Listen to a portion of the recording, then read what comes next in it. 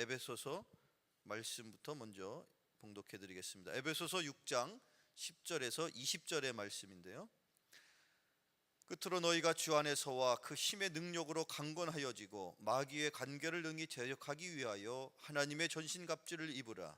우리의 씨름은 혈과 육을 상대하는 것이 아니요 통치자들과 권세들과 이 어둠의 세상 주관자들과 하늘에 있는 악의 영들을 상대함이라. 그러므로 하나님이 전신갑주를 취하라. 이는 악한 날에 너희가 능히 대적하고 모든 일을 행한 후에 서기 위함이라. 그런즉 서서 진리로 너희 허리띠를 띠고 의의 심경을 붙이고 참 평안의 복음에 준비한 것으로 신을 신고 모든 것 위에 믿음의 방패를 가지고 이로써 능히 악한 자의 모든 불화살을 소멸하고 구원의 투구와 성령의 검 곧 하나님의 말씀을 가지라. 모든 기도와 간구를 하되 항상 성령 안에서 기도하고 이를 위하여 깨어 구하기를 항상 힘쓰며 여러 성도를 위하여 구하라. 또 나를 위하여 구할 것은 내게 말씀을 주사 나로 입을 열어 복음의 비밀을 담대히 알리게 하옵소서 할 것이니, 이 일을 위하여 내가 쇠사슬에 매인 사신이 된 것은 나로 이 일에 당연히 할 말을 담대히 하게 하려 하심이라. 아멘.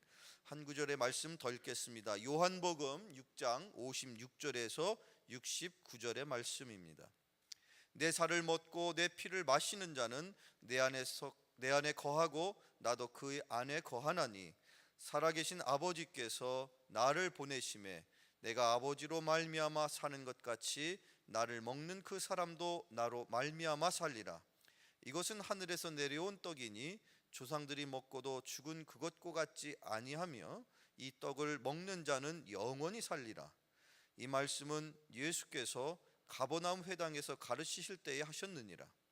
제자 중 여럿이 듣고 말하되 이 말씀은 어렵도다, 누가 들을 수 있느냐 한데, 예수께서 스스로 제자들이 이 말씀에 대하여 수군거리는 줄 아시고 이르시되 이 말이 너희에게 걸림이 되느냐 또는 너희로 실족하게 하느냐. 그러면 너희는 인자가 이전에 있던 곳으로 올라가는 것을 본다면 어떻게 하겠느냐. 살리는 것은 영이니 육은 무익하니라. 내가 너희에게 이른 말은 영이요 생명이라. 그러나 너희 중에 믿지 아니하는 자들이 있느니라 하시니, 이는 예수께서 믿지 아니하는 자들이 누구며 자기를 팔 자가 누구인지 처음부터 아심이로라. 또 이르시되 그러므로 전에 너희에게 말하기를 내 아버지께서 오게 하여 주지 아니하시면 누구든지 내게 올 수 없다 하였노라 하시니라. 그때부터 그의 제자 중에서 많은 사람이 떠나가고 다시 그와 함께 다니지 아니하더라. 예수께서 12 제자에게 이르시되 너희도 가려느냐? 시몬 베드로가 대답하여 주여 영생의 말씀이 주께 있사오니 우리가 누구에게로 가오리이까? 우리가 주는 하나님의 거룩하신 자인 줄 믿고 알았사옵나이다. 아멘. 오늘 이 시간에는 예수님이 생명의 빵이신 이유라는 말씀으로 권수영 목사님 말씀 전해 주실 텐데, 잠깐 여러분, 권수영 교수님께서 혹시 여러분 KBS 1라디오 저녁 아마 5시 10분부터 시작하는 공부가 재미있어요? 프로그램 제목은 별로 마음에 들지 않는데 공부는 글쎄, 공부가 재미있다라는 프로그램에서 화요일마다 그 부모 학교의 그 코너를 그렇게 담당해 주시는 상담학 전공 교수님이신데요, 한번 여러분들 기회 있으시다면 KBS 1라디오 맞으시죠? 5시 10분에 하는 공부가 재미있다 그 프로그램에 화요일날 부모 학교에서 또 라디오를 통해서도 만나실 수 있는 교수님이신데, 매달 첫째 주 주일날마다 이 민트 예배에서 말씀으로 섬겨주시는 권수영 교수님, 박수로 우리 교수님 모시겠습니다. 박수해 주시면 감사하겠습니다. 반갑습니다. KBS 1라디오 화요일날 하다가 지난주부터 월요일로 바뀌었어요. 시간도 좀 늘어나고, 그 관심 있으시면 들으시면 감사하겠습니다. 날씨가 많이 선선해졌죠? 그렇게 덥더니 아주 선선한 날씨가 되었습니다. 저는 그 연합감리교, 미국에 있는 연합감리교에서 안수를 받고 담임 목회를 그 미국인 교회에서 한 적이 있습니다. 미국은 연합감리교회가 파송제이기 때문에 그 미국인 교회에다 저를 파송을 한 거죠. 그래서 파송을 처음 당했을 때 얼마나 놀랐겠어요. 미국 교회에서 안수를 받고 이제 목회를 시작해야 되니까. 그래서 주변에 그 같은 연회에 미국인 회중을 섬기고 있는 한국인 목사님, 선배 목사님들이 계셨습니다. 그래서 가끔 만나서 도움을 받고는 했습니다. 흥미롭게도요, 이 미국인 교회를 섬기는 여러 한국 목사님들이 굉장히 흡사한 꿈을 꾼다는 것을 제가 알게 되었습니다. 어떤 꿈이냐면 본인이 이제 한국 사람이지만 미국인을 섬기니까 영어로 설교를 해야 되잖아요. 그러면 이제 항상 그 설교를 하면 이 교인들이 고개를 절레절레 흔들고 이렇게 아유 못 알아듣겠어 이런 다음에 한두 명씩 이렇게 일어나서 나가는 꿈을 이렇게 꾼다는 거예요. 어떤 꿈인지 아시겠죠? 그러니까 이제 본인이 이 외국어로 이제 그 설교를 해야 되니까 늘 그런 스트레스가 있는 거죠. 자기 모국어가 아닌 그 언어로 설교를 해야 되는 스트레스입니다. 저는 다행히 이렇게 꿈을 잘 안 꾸는 스타일이에요. 그래가지고 이게 사실은 꿈을 안 꾸는 게 아니고요. 이렇게 그 우리 뇌가 꿈을 잘 기억하려면 이렇게 그 그림을 잘 기억하는 뇌여야 되는데 저는 이제 꿈은 꾸지만 이제 잘 기억을 못해서 그런지 어쨌든 다행히 그런 꿈을 안 꿨는데 늘 토요일마다 그 조마조마한 마음, 영어로 이제 설교 준비하면서 불안했던 마음이 기억이 납니다. 오늘 복음서 말씀을 보니까요, 예수님께서도 실제로 이와 비슷한 일을 겪으시는 장면이 등장합니다.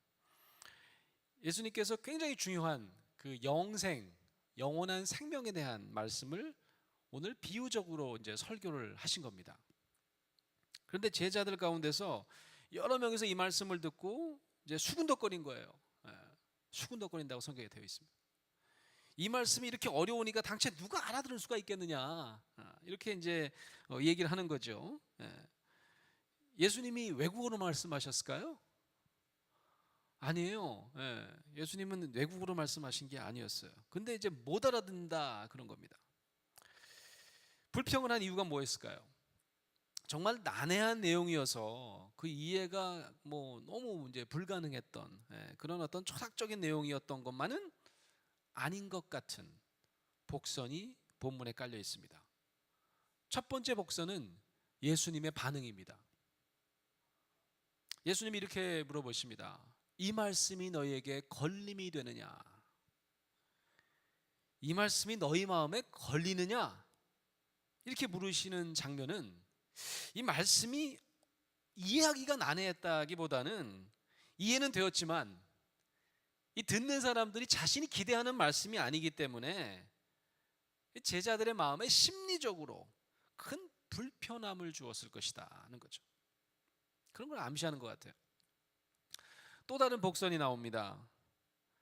말씀이 어렵다고 느낀 뭇 제자들이 질문을 통해서 좀 제대로 알려고 시도해야 되잖아요. 학생이 모르면 손을 들어서 질문을 해야 되잖아요. 다시 한번 좀 설명해 주십시오, 예수님. 이래야 되는데 그러지 않아요. 성경을 보면 알려고 하지 않는다고요. 조금만 더 쉽게 설명해 주시면 안 될까요, 예수님? 이러지 않고 그냥 단호하게 예수님을 떠나갔다는 사실입니다. 예수님을 떠나갔대요. 66절 말씀. 이 때문에 제자 가운데서 많은 사람이 떠나갔다. 더 이상 그와 함께 다니지 않았다고 되어 있습니다. 예수님과 함께 다니지 않았대요. 그래서 예수님께서 12제자에게 물으십니다. 너희도 가려느냐? 너희도 가려느냐? 저는 이 예수님의 이 질문이 예사롭지 않게 느껴졌습니다. 아마도 좀 전에 제가 말씀드린 것처럼 제가 외국인과 목회했을 때 나의 회중이 나의 설교를 이해하지 못하고 이렇게 일어나서 나가면 어떡하지? 외면하면 어떡하지? 하는 두려움이 이렇게 중첩이 돼서인지 아니 너희까지도 나를 떠나가려느냐? 라고 하는 이 예수님의 질문 속에서 왠지 좀 애절한 비통함, 어떤 그런 비애가 전달되어 왔습니다. 여러분 가끔 성경 읽을 때 눈 감고 한번 상상해 보세요. 예수님의 이렇게 표정이나 뭐 이렇게 저는 가끔 그런 이렇게 영상화해 보려고 하는데요. 예수님이 그 표정이 그랬을 것 같아요. 한숨을 쉬시면서 어깨를 늘어뜨리시고 처량한 얼굴로 그런 말씀을 하지 않으셨을까? 오늘 읽은 예수님의 말씀이 왜 많은 무리들에게는 오해만 일으키고 예수님을 떠나갈 이유가 되었을까? 이 아침 여러분과 함께 묵상해 보고자 하는 것입니다. 먼저 우리 무리들에게, 이 모인 사람들에게 이 예수님의 수사법에 대한 오해가 있었을 가능성이 있다. 예수님은요, 당시 어떤 수사법을 잘 쓰셨나 하면 중요한 것, 아주 중요한 것을 강조하기 위해서 좀 극단적인 대조법을 사용하신 겁니다. 대조법을 사용하신 거예요. 그러니까 때때로 예수님은 여러 선택 중에서 이게 가장 중요하다. 그래서 이제 그런 이걸 먼저 해야 된다. 선결 과제를 분명히 하시고 우선순위, 프라이어리티를 강조하기 위해서 다소 강한 어조로 말씀하시는 그런 수사법에 능하신 분이었습니다. 가장 비근한 예로 여러분 잘 아시는 나는 의인을 위해서 왔다. 이렇게 하지 않으시고 의인을 위해서 온 것이 아니라 죄인을 위해서 왔다. 보통 의인을 우리가 강조하는데 이제 죄인도 중요하다. 오히려 죄인에 대한 강조를 하기 위해서 나는 죄인을 위해서 왔다. 이렇게 말씀하셨다는 거죠. 그럼 의인을 위해서는 오지 않았냐? 이렇게 오해하기가 쉽지만 사실은 그게 아니라 의인의 강조점이 있는 무리들에게 죄인에 대한 우선순위를 강조하는 그런 어법입니다. 바울 서신도요, 보면 바울도 이제 예수님을 쫓아서 이런 그 수사법을 사용하기도 합니다. 로마서 9장 13절에 보면 이런 말씀이 있습니다. 기록된 바 내가 야곱을 사랑하고 에서는 미워하였다 하심과 같으니라.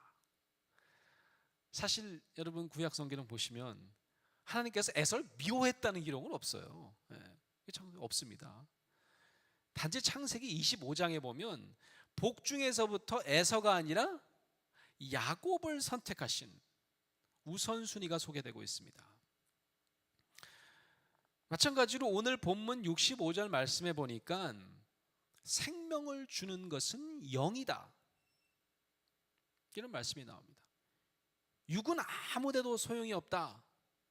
이 말씀도 이 무리들이 육에만 관심이 있기 때문에 영에 대한 우선순위를 강조하는 말씀으로 이해해야 된다는 말씀입니다. 근데 육은 아무짝에도 쓸모가 없다, 소용이 없다는 말씀만 이렇게 취사적으로 들으면 도대체 이게 무슨 말씀인가? 우리가 숨쉬고 사는 이 몸뚱이를 버리란 얘기인가? 이 무슨 뚱딴지 같은 소리인가? 라고 예수님의 말씀을 더 이해하려고 하지 않고 그냥 오해해 버릴 소지가 다분하다는 말씀입니다. 예수님 자신이 하늘에서 내려온 떡이다, 이런 선포를 하시고 심지어는 나를 먹어라, 식용 정도 아닌데 우리가 예수님 어떻게 먹겠어요 우리가, 그죠? 근데 나를 먹어라 그런 표현, 나를 먹으면 영원히 산다, 이런 말씀을 들으면 아니 당장 내가 끼마다 내가 먹을 것 걱정해야 되는 육신의 삶을 지니고 사는 대다수는 이게 무슨 철학적인 얘기인가, 비현실적인 얘기인가 라고 들었을 가능성이 농후하다, 그런 말씀입니다. 그렇다면 여러분, 예수님께서 우선순위를 두고 육이 아닌 영의 삶이 더 중요하다고 하시는 말씀은 왜 떡의 비유로 설명하셨을까? 깊이 생각해 보셔야 됩니다. 어려운 말씀이니까 비유를 쓰셨는데 그 비유 자체가 이해가 안 되는 거예요. 몸을 먹으라고 하니까 말이죠. 예수님이 정말 본인을 떡이라고 말씀하셨을까요? 우리 성경에 보면 떡이라고 돼 있잖아요. 오늘 우리 성경에도 보면 떡이라고 돼 있잖아요. 떡이 이스라엘에도 있었나요? 없었어요. 우리 원어 성경에는 당연히 떡이 아니라 뭐로 돼 있을까요? 빵으로 되어 있습니다. 근데 이제 사실은 빵에 비운 거죠. 근데 우리 이제 초기에 이제 성경을 번역하신 이제 학자들이, 성서학자들이 이 빵에 익숙치가 않잖아요. 우리는 밥은 익숙한데. 밥으로 번역하기는 좀 그렇고 제일 빵이랑 비슷한 게 뭐예요? 떡이에요. 그래갖고 뭐예요? 생명의 떡, 이렇게 번역한 거죠. 이 한국적인 토착화 번역입니다. 이 과연 어떨까 싶은데요. 제가 미국에서 목회를 할 때 제가 소속한 지방에, 저도 이제 감리교 목사니까 이제 감리사님이 계셨는데 그 감리사님이 이름이 조지 아보삼나예요. 아보삼나. 무슨 쌈 싸먹는 것 같은 아보삼나인데 이분이 좀 이름이 특이해가지고 어떤 분인가 봤더니 이분이 아랍계 미국인이에요. 아랍계 미국인. 레바논 출신이가 뭐 그런 것 같아요. 제가 참 존경하는 그런 감리사님이었는데 이분이 저희 교회에 오셨어요. 그래서 이제 방문하셔가지고 같이 예배를 드리는데 날이 마침 또 성찬을 하는 예배여서 함께 성찬을 우리 조지 아보삼나 감리사님과 집례한 적이 있습니다. 예배가 끝났어요. 그리고 그분이 제게 아주 재미있는 이야기를 하나 들려주셨습니다. 중동 지방에서 먹는 빵의 특징을 이해하지 않으면 예수님은 생명의 빵의 의미를 제대로 이해할 수가 없다는 거예요. 그러면서 저보고 중동에는 어떤 빵을 먹느냐 이렇게 물어보시더라고요. 그전 잘 몰라가지고 글쎄 뭐 일반적인 보통 빵 먹지 않나요? 아니라는 거예요. 빵이 완전히 다르다는 거예요. 그러면서 그 목사님이 제게 알려주신 게 뭐냐면 피타 브레드라는 거예요. 피타 브레드, 피타 빵이라는 빵이에요. 여러분 혹시 아세요? 피타 빵.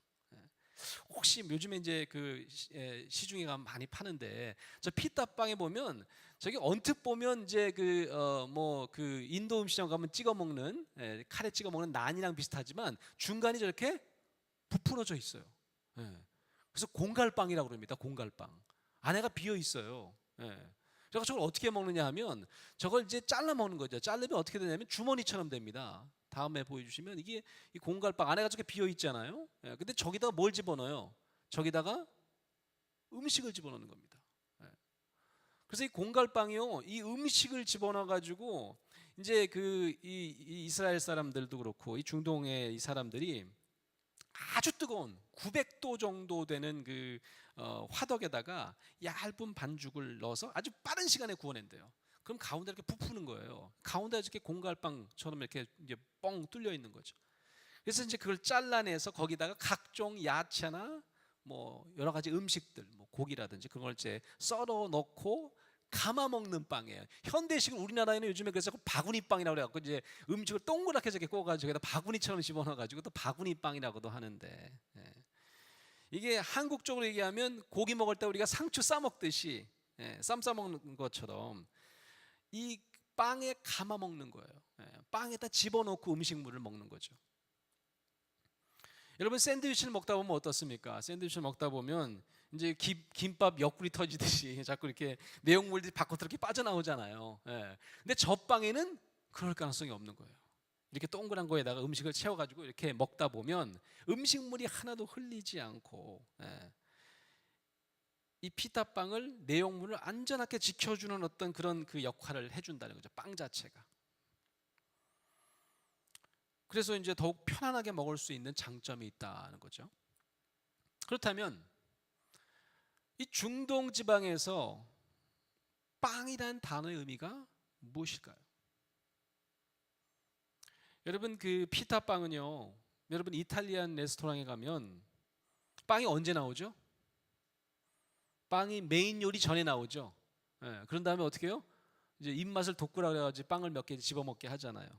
메인 요리 전에 나오는 겁니다. 아니면 뭐 좀 남겼다가 메인 요리 나오면 같이 드시는 분들 계실 거예요. 근데 중동에서 그렇지 않습니다. 중동의 메인 요리는요, 피타 브레드가 없이는 먹을 수가 없습니다. 먹지 못하게 돼 있어요.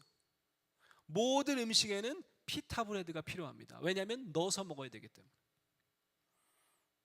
까다로운 옛날 중동 사람들은 아마 종교적 이유도 있었던 것 같아요.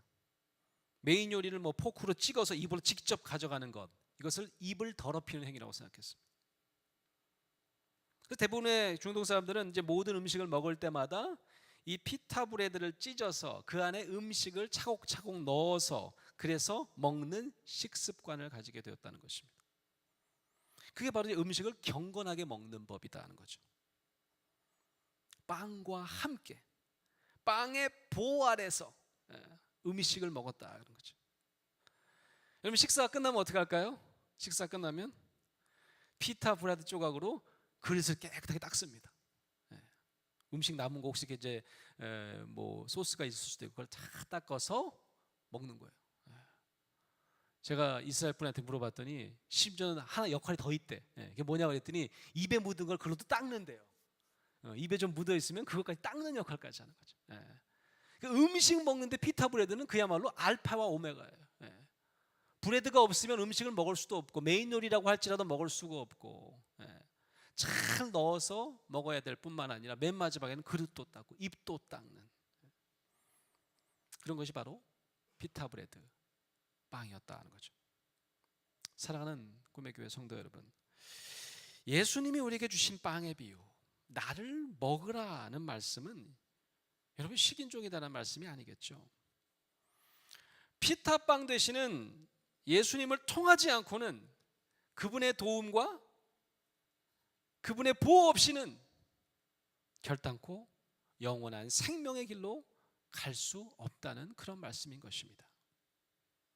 예수님께서는 육신을 위한 빵은 먹지 말라 그런 말씀은 안 하셨어요. 가만 보니까 끼마다 우리가 육신의 생명을 위해서 피타빵이 꼭 필요한 것처럼 피타빵이 없으면 음식을 먹을 수조차 없고 시작도 할 수 없다고 우리가 느끼는 그 당시 사람들에게 영원한 생명을 얻기 위해서는 예수님이라는 빵이 없이는 영이요 생명이신 하늘의 양식, 생명의 양식도 가질 수 없다는 진리를 빵의 비유를 통해서 제자들에게 그리고 오늘날 우리들에게 증거하고 계신다는 사실을 기억하시는 저와 여러분 되시기를 주의 이름으로 축원합니다. 여러분 교회력에 보니까요, 오늘 본문 말씀에 같이 읽도록 되어 있는, 함께 읽도록 되어 있는 바울 서신 말씀이 오늘 우리가 함께 읽은 에베소서 말씀입니다. 가만히 보니까 이 바울 서신 말씀도 피타빵 되시는 예수님의 모습을 잘 보여주는 말씀으로 이해될 수 있을 것 같아요. 오늘 에베소서 6장 말씀은 자칫하면 매우 호전적인 말씀처럼 보입니다. 무슨 전쟁 얘기, 무슨 뭐 군인 얘기가 나와요. 에베소서 6장 11절, 악마의 간궤에 능히 대적하기 위하여 하나님의 전신갑주를 입으라, 이런 말씀이 나오잖아요. 전신갑주가 뭡니까? 온 몸을 덮는 갑옷을 입으라, 그런 말씀입니다. 하나님이 주시는 무기로 완전무장하라, 이런 말씀은 바로 피타브레드, 주머니빵 안에 내용물을 싸서 먹듯이 우리의 삶의 방패막이로 예수님 안에 거하라, 그런 말씀인 것입니다. 바울은 이 생의 삶을 정말 불의로 가득한 악한 세력들과의 전쟁터로 여기면서 전쟁터를 피해 먼 천국만을 바라보고 살라고 천명하지 않았던 거죠. 후대 사람들은요, 바울이 당시 힐랍 사상의 영향을 많이 받아서 세상은 육적이고 하나님의